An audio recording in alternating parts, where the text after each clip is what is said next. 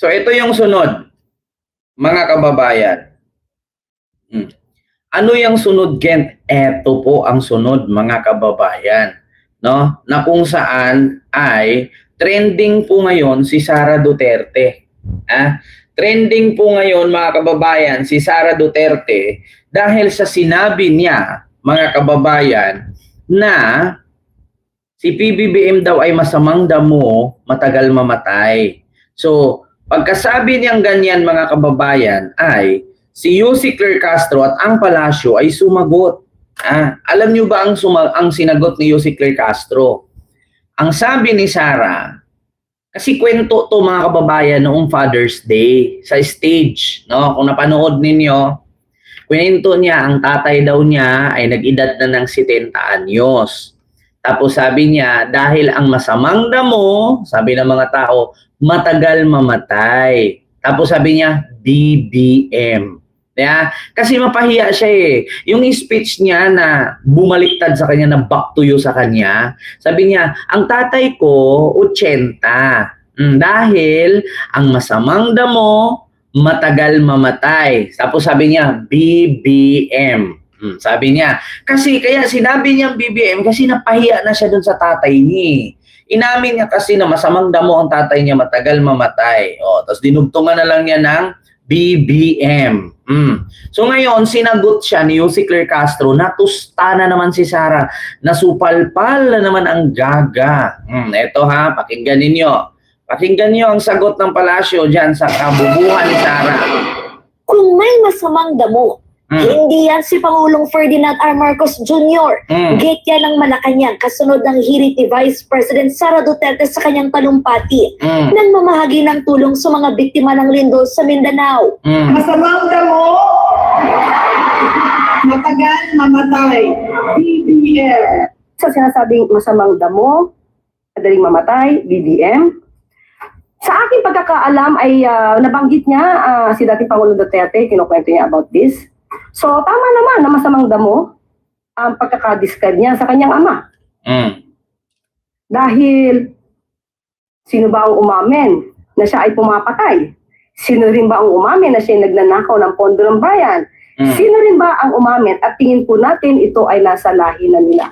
Sino ba ang umamin na may assassin? Sino ba ang gumagamit ng marijuana habang siya ay presidente na? Yan naman ay inamin lahat ng kanyang ama. So maybe tama ang pangulo, tama ang vice presidente sa pagkakadescribe sa kanyang ama na masamang damo.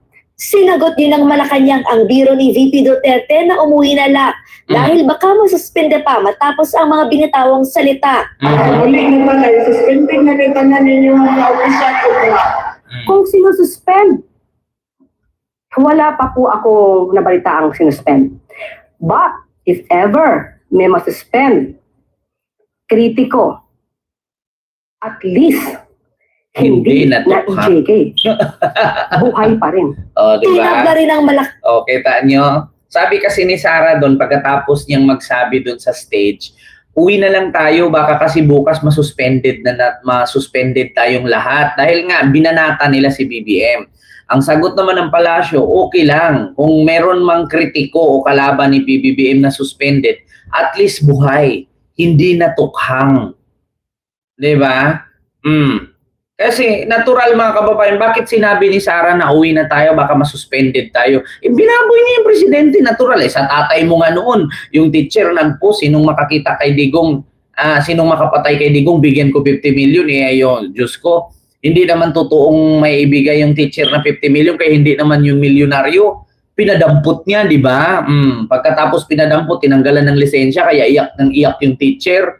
Yeah? Kasi ang hilig ni Digong magmura, ang hilig ni Digong magkalat, tapos nung ginaya siya sa mga joke-joke, patungkol sa kanya, pinadampot na niya yung teacher, kung naalala nyo. Katulad nung estudyanteng na Maril sa Tacloban, di ba? Naalala ninyo, mga kababayan, yung estudyanteng na Maril sa Tacloban, anong ginawa? Anong ginawa? Idol niya si Digong. Sabi niya, subukan natin. Bakit? Si Digong nga Di ba? 16 years old pa lang, nakapatay na. Oh, ito ha. Ito mga kababayan, ito yung ano nung bata na namaril doon sa Tacloban. Sabi niya, saan na ba yun mga kababayan? Ito yung post ay pakita ko sa inyo. Ayan, nakita nyo yan mga kababayan? Ito yung bata na namaril sa Tacloban. Ang sabi niya, doon sa kanyang classmate na kapwa niya, estudyante na may guhit-guhit dito yung buhok, yung isa yung malaki. O, ito yung maliit. O, may kasama siyang malaki, di ba? Sabi niya. O, bro, madayon ta ugma, magdala ko og pusil. O, ibig sabihin, tuloy tayo bukas, magdala ko ng barel. O, sabi niya, yes bro, dapat dalawa. O, dalawa daw ang dalhin, sabi nung isa. Baka mahuli tayo bro, sabing ganon. Sabi naman, okay lang yan. Si Digong nga, nakapatay noong 16 years old siya, naging presidente pa nga ni. O, sige bro, galingan na lang natin. Idol ko rin kasi si Digong. Baka maging presidente rin ako. Diba? Kita ninyo? Ganun ang impluensya ni Digong. Kaya nga isa sa sabi ni Digong na kung takot kang mamatay o pumatay, hindi ka pwede maging presidente. Kaya inidolize siya ng kabataan, inidolize siya nung bata. Si Digong nga daw nakapatay nung 16 years old pa lang siya, naging presidente. So baka daw sila, pag nakapatay din sila, baka maging presidente din daw sila. O, kita nyo, ganyan ang influence. Masamang damo, matagal mamatay. 'Di ba? Kaya ang pangit talaga sa totoo lang mga kababayan, estudyante na impluwensyahan ni Digong. No? Kita nyo? Sa totoo lang, ang saklap. Ito pa. Kanyang pahaging ni VP Duterte sa kanyang pinakabagong accomplishment report kung saan ipinagmalaki ng pangalawang Pangulo na umabot na sa 535,000 na mga pamilya ang nabenepisyuhan ng disaster relief programs ng BICE. Sa kabilaan niya ito ng mga hamong kinarap ni VP Duterte. Naging mas mapaghamon man ang pagpapatakbo ng ating mga programa dahil sa mga walang basihang batikos at sistematikong atake laban sa atin, nanatili tayong matatag. Hindi nito kailanman natinag ang ating adhikaing makapaglingkod at masuklian ang tiwalang ipinagkaloob sa atin ng mamamayang Pilipino. Tingin natin, hindi po natatapos ang pagre-report sa numero lamang na nakikita natin ngayon, kundi dapat ito ay mabigyan ng basihan kung totoo bang ito ay naipamigay dahil marami na pong naibalita noon na may mga ghost students, ghost vouchers, ghost school materials, ghost food packs. So, sabi nga natin, dapat. Diba? Binara din ng palasyo ang mga ibinalita ni Sara na marami na daw natulungan. Mahirap din kasi yung numbers lang, mahirap din kasi yung kwento lang. Make sure na makita. Kasi bakit? Kung naalala nung DepEd Secretary pa si Sara, napakarami pong mga ghost student, 19,000 ghost student, na tumatanggap ng scholarship program samantalang wala namang estudyante. Marami ding mga Nutriban noon, yung mga pagkain na bilyones ang halaga na nabubulok lang at tinatapon kasi hindi na-distribute. Marami din po mga school supplies, katulad ng laptop na inaamag na lang na hindi man na-distribute. Pero ang sabi, nagawa daw nila. Proyekto daw. Di ba? Tama naman sabi ni Jose Claire Castro na hindi lang basta-bastang maniwala sa kwento ni Sara. Make sure na pahanapin natin at tignan natin kung naiabot ba talaga itong tulong na to. Kasi nangyari noon, maraming mga pagkain na hindi na-deliver, na bubulok lang, na nagkakahalaga ng 6 billion. Tapos yung mga laptop, na tenga, di ba? Na, Diyos ko po, mga kababayan, inaamag lang din na nagagamit. Yung mga ghost student na nabisto ni Raffy Tulfo. Kung naalala nyo, 19,000 ghost student ni Raffy Tulfo at ni Gatchalian, nabisto nila yan, na tumatanggap ng benepisyo milyon-milyon or almost 70 million. Diba? Tapos ending, walang estudyante kay ghost student lang. 'Di ba? Oh. So klarong-klaro, mga kababayan. Kaya mahirap. Alam nyo na. Alam nyo na, mga kababayan. So, klarong-klaro, 'di ba? Nakita nyo naman po, napanood nyo naman po ang tirada ng palasyo. 'Di ba? Continue. Makompleto ang report, hindi lamang sa numero. Kaya it would be very challenging for the Vice President. Para sa Malacanang, pabiro man ang mga sinabi ni VP Duterte, hindi raw dapat lumalabas ang hindi magagandang salita mula sa ikalawang pinakamataas na opisyal ng bansa. Hindi na po natin naasahan yan kung lalabas man sa bunganga ni Sara yan. Kasi bakit? Pamilya na nila yan eh. Pamilya na nila yan. Yung tatay nga niya. Biruin nyo yung madre ni Rep ng Abu Sayyaf. Anong sabi ni Digong? Putya, dapat ako muna. Kasi kaganda-ganda nung madre o kaputi-puti. Dapat si Mayor muna bago sila ang mag-rip. Kita nyo yan? Ni-rip na lahat-lahat yung tao. Bibiruin mo pang ganon. Dapat si Mayor daw unang mang-rip bago yung mga Abu Sayyaf.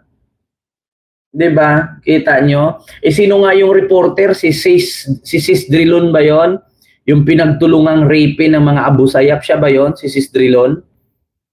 Mga kababayan? Kita nyo? Lazel Pordilia para sa bayan. 'Di ba? Katulad na lang nito, mga kababayan, sabi ko nga sa inyo, mga kababayan, kapag ba may sakuna, may bagyo, may lindol, may baha, saan nga ba si Sara? 'Di ba? Lagi kong sinasabi sa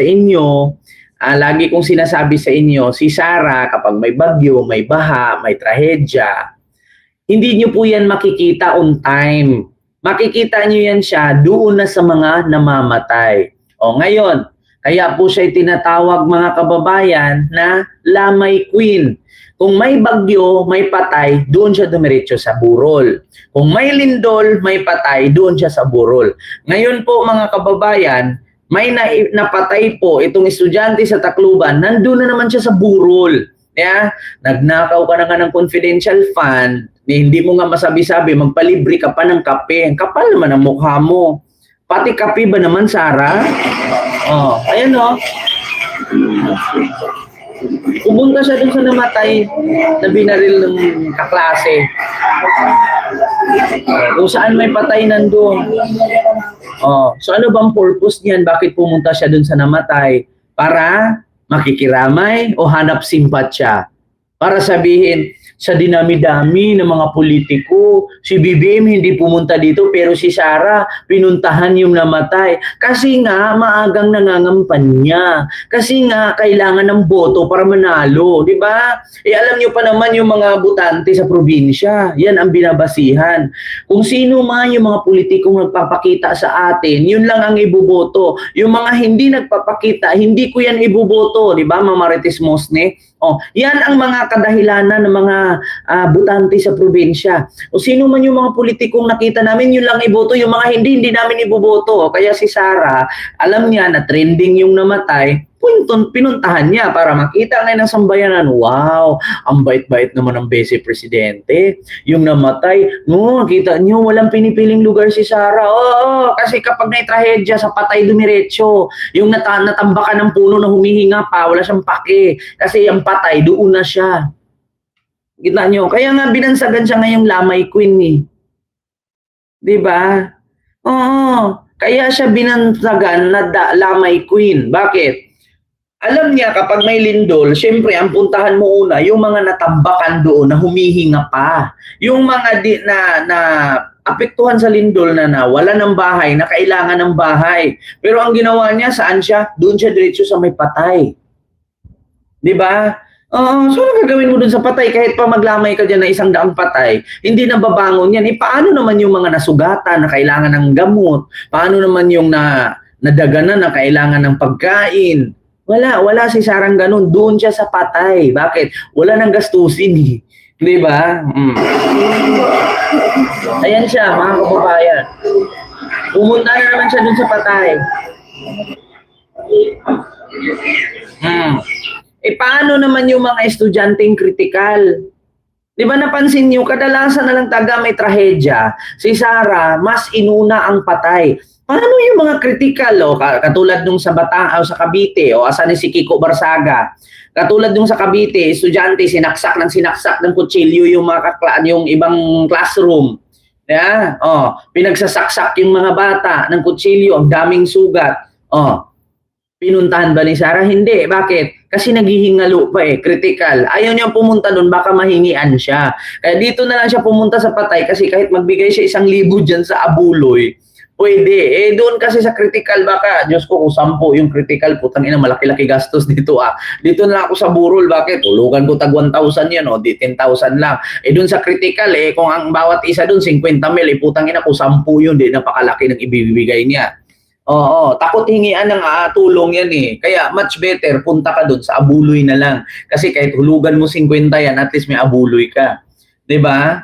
Ganun siya, mga kababayan, nakakahiya mang isipin pero totoo. No? Bakit ang patay ang pinuntahan niya? Bakit hindi niya unahin yung critical na humihinga pa? 'Di ba? Bakit direct sa patay? Kasi nga walang gastusin at photo ops.